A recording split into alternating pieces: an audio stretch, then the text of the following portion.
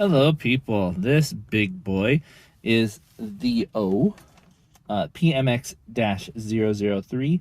The O, or Theo, or the O.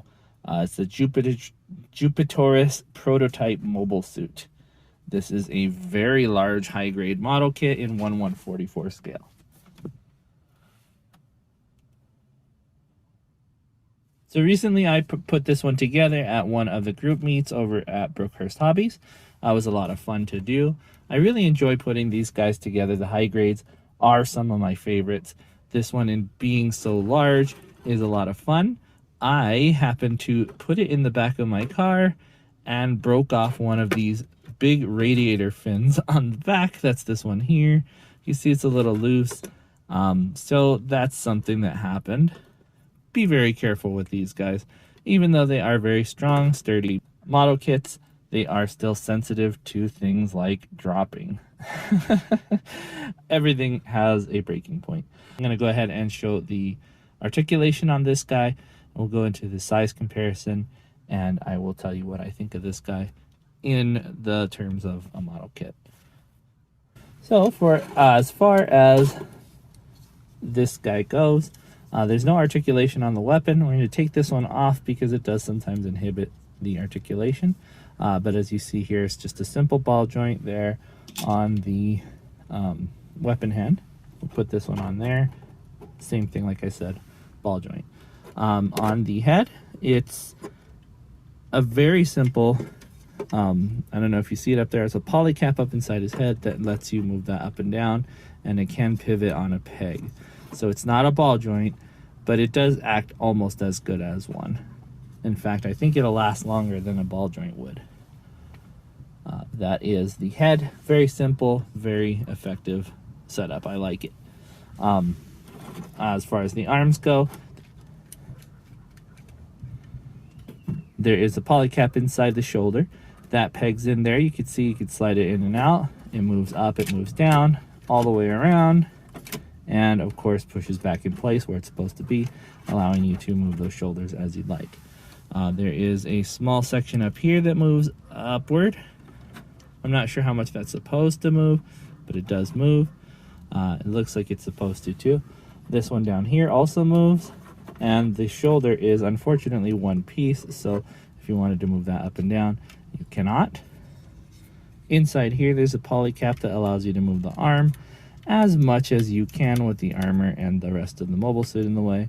And one simple but very large and simple 90-degree elbow. So straight, locked out 90 degrees.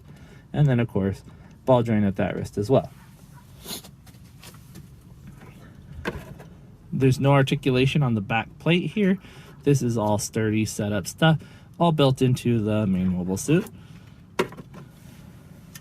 We do have a point of articulation at the waist, and I believe this one is a peg going into a poly cap up at the top. Yes, it is, in fact. Let me leave that one right there. This is very mobile onto ball joints inside the crotch here, so you can move those as you like. The side skirts here also move, and so does the huge back plate here. Although there's not much point to it.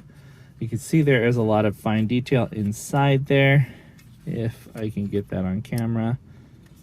Oh, it actually rocks too, so it's on a poly cap as well. The hips are surprisingly articulated. They are ball joint, but they're on pegs that are pretty far outside of the crotch, so you can move these guys quite a lot. For something so large, he's surprisingly agile.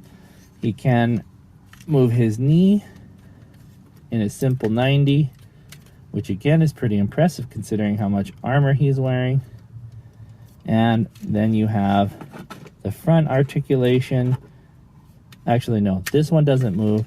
The back one does here. And so does this armor here, I believe. Yeah, moves up and down. I'm not sure why you need to do that, but it does do that. And then you have the very large foot moving like so. And then each of these little snakes moves in and out with it. I don't know if you can tell.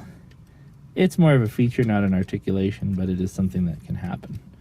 And I'm actually loosening that one out. So be careful with that one. You do have a tendency to lose those big red things. There is some more articulation on that one. That is the sub arms. I don't know if you guys have seen Zeta Gundam, but this guy does have a set of sub arms. Those fold out from a polycap under here. That moves this little section here, connects to another polycap here, which allows you to rotate the arm as you'd like. I dropped off the other fin, the one that's not broken. And although this one does articulate, it doesn't open or close. It's just a simple hand to hold a plasma sword. Beam saber, whatever you want to call it. It's a beam saber, Chris. It does have a simple hand that has a wrist so that you can hold a beam saber there. Same as the other side there. All right, with the articulation out of the way, let me go ahead and pull out my GBN based Gundam. As you see here, this one is a high grade, also in 1/144 scale, just like the O is here. Very, very large mobile suit here in terms of bulk and in terms of height. So you see he's quite a large boy. The Alto here looks a little bit intimidated, but it is also a 1/144 scale from the 30-minute missions series. Again, a very big mobile suit. This one is 1/144 scale, remember. This one's in 1/100, and still it does not quite reach the height of even the head here. Very, very large guy. And that would be the Jinrai from the Frame Arms series in 1/100. Here is the Frame Arms girl, architect, and she is in roughly 1/12 scale. This little guy here is the Hexagear Governor Nero. He is in 1/24 scale, doesn't even come up to the knee on this guy. And it is a close match, but the Alex still edges him out in height, I think, from the head to the tip of that guy's head. He's still taller. The aerial up here does reach up higher, but for height, I think you just want to judge the head. If it is the aerial, then he does beat the master grade Alex Gundam in 1/100 scale, and that makes him a huge guy.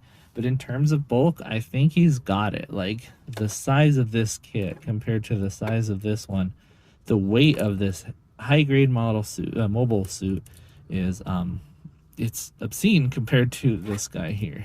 This one's heavy, but this one's a beast.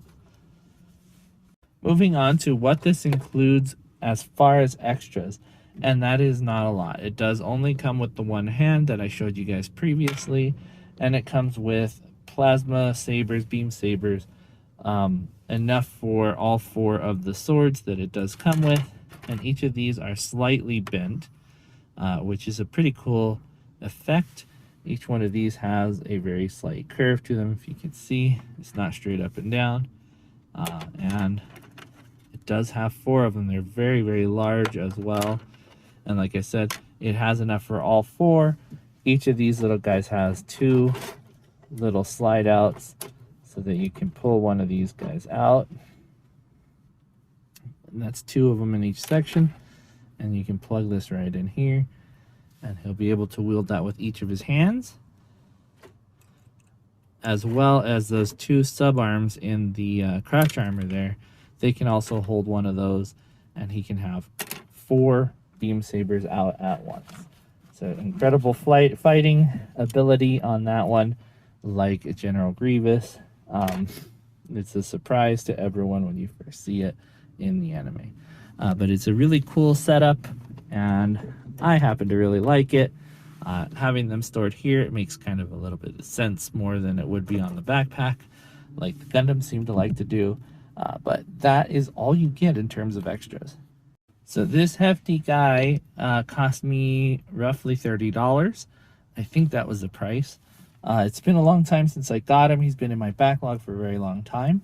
But he is a really, really cool mobile suit. It's one that you kind of have to have if you're a fan of Zeta, and that is my favorite series. So it is one of the ones that I love amongst the others. The pilot on this one is quite the character. You guys really should watch that one if you haven't.